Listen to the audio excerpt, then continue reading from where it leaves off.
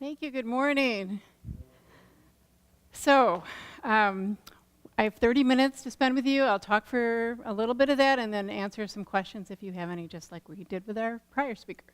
So I wanted to share with you a little bit about what our center is doing, why this topic of male advocacy, how what we've got going at IU got started, who's involved, and then some next step ideas that we have in mind.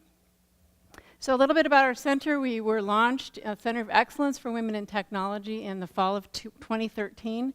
And it's in response to the lack of women in technology. There is a dearth. There's a national call for this. There's research that shows that it's really important to have diverse teams, to have women and people of color on these teams. And in technology, it tends to not happen as much, as you know. So we believe that it doesn't just happen in informatics, computing, and engineering, but technology touches every single field and can be a catalyst to excellence in everything. So whether a woman is a tech major or not, we try to encourage her to build a technology toolkit along the way. So this is our message. We try to encourage women, we try to empower them, and promote them. Our CEWiT network has grown significantly since we launched. We now have almost 7,000 people in it. We have 4 affiliate groups: students, faculty, staff, and alumni. Our faculty group is up to 750 now. We have 2,000 alums. We have over 3,500 students. You can see the growth is each year. It just keeps going. What it means to be an affiliate just means you sign up. Doesn't mean you actually actively engage. But many of them do. So what we know why we're doing this male advocacy program is that we know that in academia, for faculty, I'm talking about, women are less likely than men to achieve tenure, and the men out-earn the women at all faculty levels. This is nationally, the research has shown this many times. Women teach and do more service than do the men. There are significant differences, and this just isn't in academia, but the way that letters of recommendation are written are qualitatively different for women and for men. That you talk about them in different ways when you write a letter, and this does impact some of the hiring practices. And then there's so much in this field, but there are studies that have shown over and over again that you could take the identical resume and you could put the name of a man at the top and a name of a woman at the top. And everything else is exactly identical. Now, I speak about gender because my center is the gender-focused center, but this is true for this happens with people of color as well. The white man is always seen as the better candidate. Over and over again, this has been shown in statistically significant ways. So, and this is done by both men and women. You know, it's not a man's fault. I'll show you some other things that happen in this arena.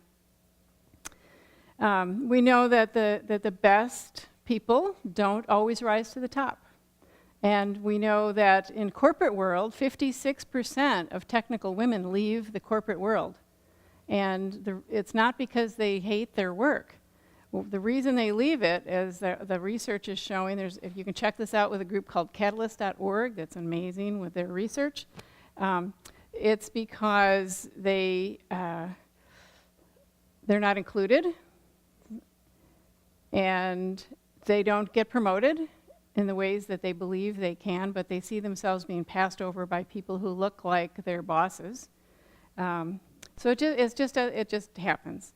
And here's an example, another resume example. We have a resume that's absolutely identical, except Howard is at the top and Heidi is at the other end.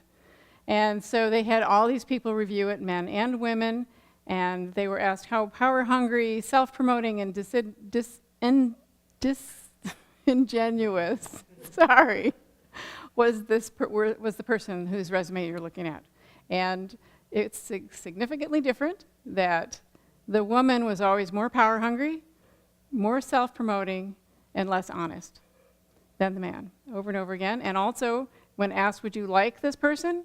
Would you hire this person? Would you like to be like this person? They always wanted to be more like Howard in all 3 areas, and it's significant. And this kind of study has been repeated over and over again.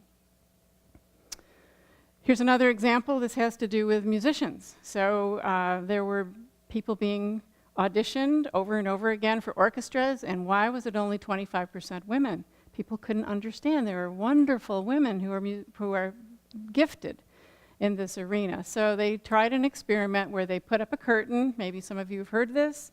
They had people take off their shoes so you couldn't have any clues about who's walking across behind that curtain. They had the auditions go on, and they increased the number of women who were selected by 46%. Very simple things. So we then, at IU, we wanted to collect our own data. So we did a survey last summer with STEM faculty, men and women, and these are some of the significant differences we found out in the perceptions of climate between men and women in their own academic departments. So the question was, people pay just as much attention when women speak as when men do. No, the women don't think that's true. The men thought it was absolutely true. I feel free to express my views and opinions to colleagues. The men said yes. The women are significantly less likely to say yes. We asked them, using weather as a metaphor, how would you describe the climate in your department in terms of equity? Again, the men, they thought things were pretty darn good. And that's not true for women. So women had way more things that were not sunny. And there were some tornadoes in there. So we know that this is something that we want to be looking at. The question, are you aware of any gender-based salary equity issues in your department? The men were less likely to be aware of that, while the women were much more so likely. And finally, there were many more questions. These are just a few of the examples that came up. Faculty in my department have a sense of unity and cohesion. Differences again. And we have the data. There's more and more. So it's important to have this data. Now, lots of places are doing workshops with employees on this because it's important for everyone. This is something that we get to use from the Google. Google does these workshops all the time with people now. And basically, they said, we'll share this with you, use any of it you want.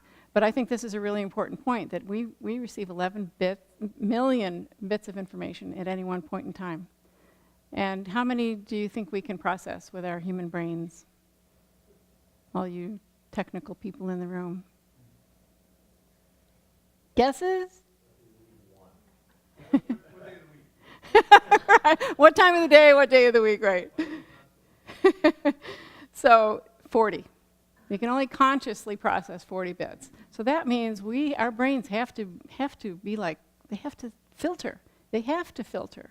It's part of keeping us conscious and alive and here. But really what happens is that almost 100% of what happens is unconscious. We don't even know what's happening. So what we have to do is we have to create schemas, and these schemas are formed from the time we're little, and they all the way up. And so that just happens to men, to women, to everybody. But what happens is along the way, it causes us to maybe misinterpret some things. So what we're saying is nobody's bad. It's nobody's fault. It's a societal issue.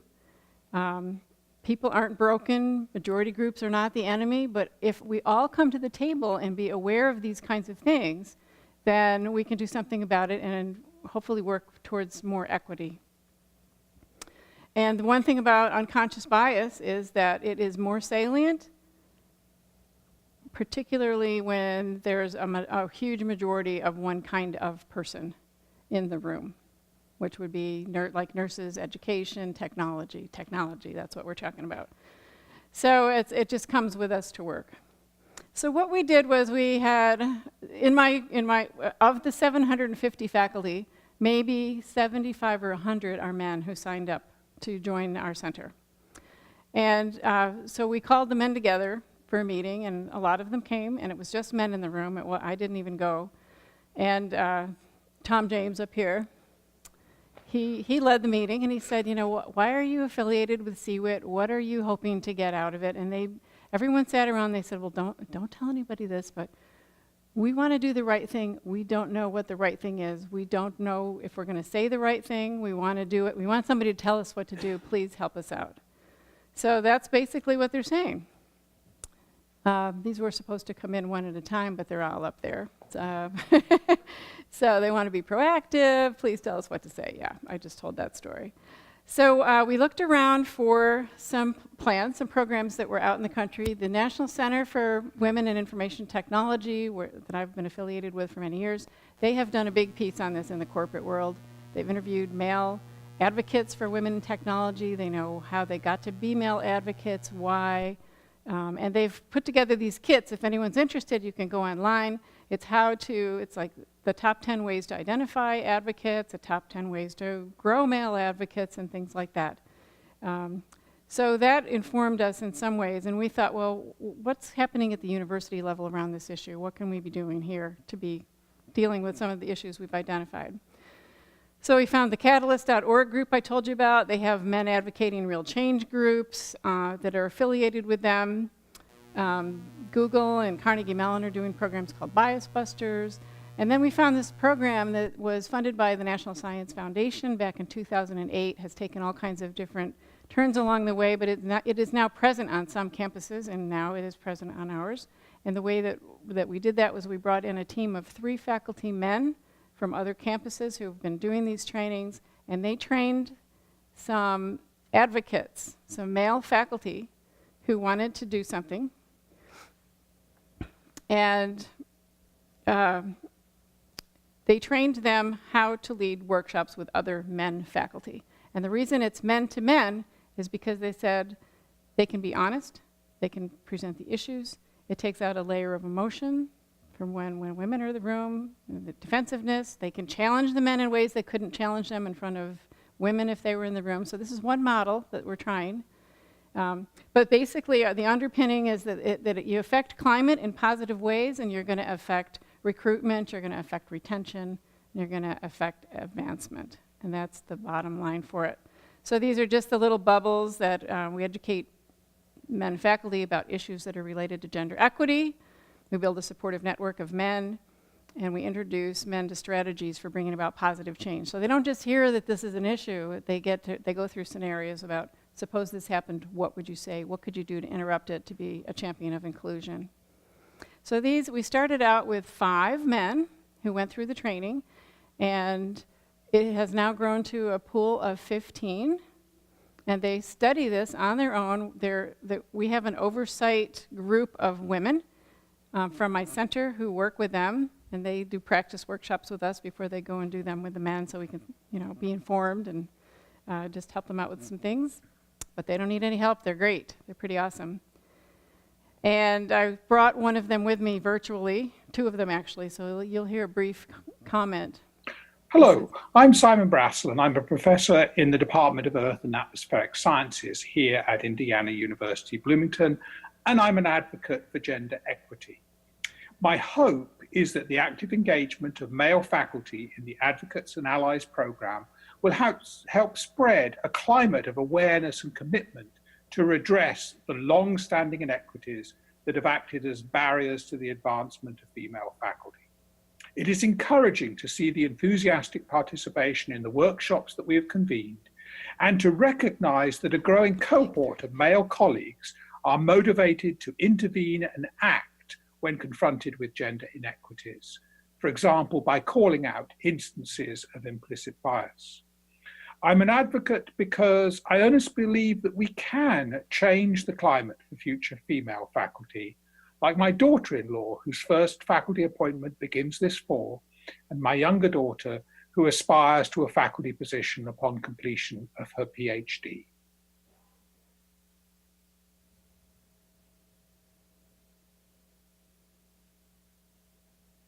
Oops. There should be one more in there. Oh well. They said hi, but they're out of the country this summer. But I thought it would be nice if we had their voice speaking too. So what we cover in those workshops, or what they cover, is they go over what the data says, what's a micro inequity, what's a micro affirmation. They talk about institutional barriers, the power of the sponsor. The research shows that if a woman has a sponsor, that's different from a mentor. but it's a person who watches out and makes sure that they have opportunities to show what they can do, that they move up in the organizations more rapidly, and that their wage gaps close more quickly. They get case studies of real scenarios and situations to talk about, here's what's happening, how might this impact the person, and what could you do if you were in that room. Like, do you know, it is a fact that women are interrupted more than are men in meetings. Does anybody know that? Have you ever observed that? Yeah. So the next time that happens, you can be a champion of inclusion by just saying, "No, wait a second, I want to hear what Mary was saying. I want to hear the rest of that before we go on to what you're saying." So you could be a champion of inclusion in that very simple way. But it does happen. So those are the kinds of things they learn how to do, and then when they watch before, they might not have even been aware of it. Now they see it wherever they go, you know. But they have a tool that they can work with. So we now have 120 men who have participated in the program. They've also done a workshop for 40 graduate students, men. And they say that what was most helpful were the things that we've talked about. 95% of them would recommend it to a peer. Almost all of them say, this isn't enough, we need to dig deeper. We know about the data, maybe we're having the choir come to these right now. But what we want is more practice. We want to hear more about what's going on so that we don't want to help the women, we want to help make the climate more equitable for everybody. So what was, just going over one strategy you've learned today that you'll be able to implement when you go back, something like promoting balance between roles and power, focus on listening skills in meetings and our interactions. Oh, another thing that happens often is I could give an idea in a meeting, and everybody go, probably no response. And then, like 3 comments later, you would give the exact same idea. And it's an amazing idea that everybody then converses about a little bit more. This is a phenomenon. Listen for that. Listen for that. It does happen. So that's one of the things they learn to watch for. Actively solicit input from females. Take a look at the letters and the evaluations that you write and read. Anyway, so you can see those kinds of comments. And the other thing is that, yes, this is about gender, but it's not. Because if you can learn to be a champion of inclusion about gender, it's important to realize that there's so much diversity that comes to the table that affects our work, our world of work, and could affect your team's age and ethnicity and all kinds of things. And so if you can work inclusively and equitably, you're going to be great. And my last thing is, we're not stuck in a culture, we are the culture, and if we want it to change, then we have to step up and make that change. So I'm open to questions. Now this one is about faculty, but I will tell you that we are launching a group for students. Well, one of the advocates is a CEWiT's tech team member, Matt Zink. I don't know if anybody knows Matt, but we would love to go ahead and launch that for the staff people as well, and just see what happens. And then some people say, oh, I don't like this male-to-male thing. You know, I think women should be in the room. Well, we are going to bring the model to campus, where we bring the bias busters. We're going to bring some Carnegie Mellon people down, and what they do is they put faculty, staff, and students all in the room at the same time, and they do the same kind of thing where they work through scenarios and increase awareness about this and what to watch for. We'll try that and see what happens, and then we're really going to launch it with the students, because if you don't start while they're in the university, where we're educating them, it's kind of the elephant in the room that nobody talks about, then nothing's going to change in the workforce. They're going to go out and everything's going to stay the same. Yes? I think it's a great word. The one thing I always wonder about is there anybody that is working to bring those people left? That is back into IT careers. And I haven't seen that. I see lots of groups that are focused on K-12 and college, STEM workshops, et cetera. And groups like yourself that are trying to keep them in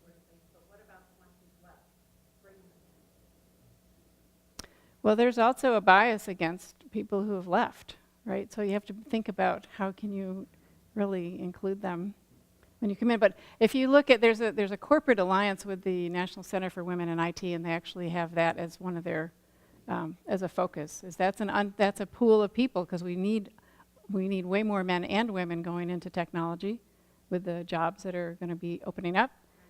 And, that's one way to do it. Good point. Other questions? Yes. Similar to her question, I think we were speaking about it yesterday, a couple of folks, because I was actually at a diversity, equity, and inclusion roundtable through TechPoint earlier this week. And they all talked about the pipeline of getting people into tech and the diversity and inclusion with it. But I always thought that was the immediate fix of the existing workforce and maybe even college. So I was always curious about similar the K through 12, aspect. So is because we're almost like reprogramming everyone else, so we can start programming the societal barriers and things that they face. So my question is, are you guys thinking about the K through 12 population, or is there sponsors in Bloomington to get into the Yes. counties? Yes. Okay, so did everybody hear that? What are we doing in the K-12 arena? So I'm sure you heard the governor has helped push legislation through that says that computer science will be taught in every Indiana high school by 2021. Does everybody know about that? So right now it's being taught in suburban areas, not at all in rural areas. And I belong to an NSF alliance. It's called Expanding Computing Education Pathways. And the purpose of our alliance is to broaden participation with underrepresented women and students of color and make sure that they are also being brought to the table. So we just had a huge summit here. Yeah, I'm in Indy right now. Where am I? I'm actually headed to a plane as soon as I finish this. On June 1st, we had our first CS for Indiana summit with people from stakeholders from all over the state, and we're looking at how can we impact positively computing education about all these things, this inclusive stuff, as well as even just the basics of the curriculum from K through 12. So that is starting to happen in a more intentional way. Yeah. Yes. I have a question. So my wife teaches middle school science. In the past few years, she started to include more of the STEM aspect of it. And she's included programming and a lot of computers. Good. That have iPads Mm-hmm. and all that stuff. The thing that she complains to me about is her female students are less likely to be interested in the topic. Great. And so she's asking me how to try to interest them. And as a male, it's hard for me to explain to her what interests me, because obviously it's not interesting to students. She's tried some of the things I've tried to explain to her. And it obviously draws in the males. And so then they're more interested. And she's like, I need to get more of the females interested. So as as her husband, what can I explain to her to get females more interested in this? Yeah, it's a problem, because it's what's interesting is even when females enter universities, this is national data from all over the country, for years it hasn't changed. The young women enter college just as talented and intellectually gifted as the men, maybe even more so, but they don't believe that they have the good skills in math. They don't think that they don't have intellectual self-confidence. The only thing that they're more confident in is their writing skills. And that supposedly all that happens in middle school. Before middle school, they love math and science. Middle school happens, something happens, and then they get turned away from it, and it becomes a guy thing, a boy thing. But one of the things and everybody's struggling with this. If you go to the CEWiT site, there is a K-12 alliance, and they have all kinds of resources for teachers. It's about the messages you use with girls.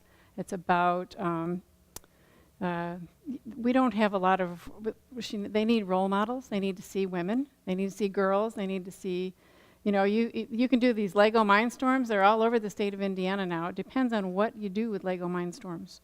The girls are either going to love it or they're going to hate it. If you do something that helps a disabled person be able to, get a thing of water if they need it when they couldn't otherwise, that's going to appeal to girls.